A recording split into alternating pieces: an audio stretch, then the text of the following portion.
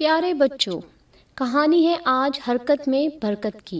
एक दफा का जिक्र है कि एक शख्स रेडी पर कुछ घास लिए जा रहा था। जब वो गांव से बाहर निकला तो उसकी रेडी कीचड़ में फंस गई। उसने रेडी को निकालने की कोशिश करने के बजाय उल्टा बैलों को मारा पीटा, लेकिन वो हिल न सके। उसके बाद उसने हर गुजरने वाले को मदद के लिए पुकारा, लेकिन किसी ने भी तवज्जो नहीं दी और वो नाकाम बैठ गया। इसी वक्त एक आदमी वहाँ से गुजर रहा था। जब उसकी नजर इस शख्स की खराब हालत पर पड़ी तो उसने कहा, तुम पहिए को खुद कंधा क्यों नहीं देते?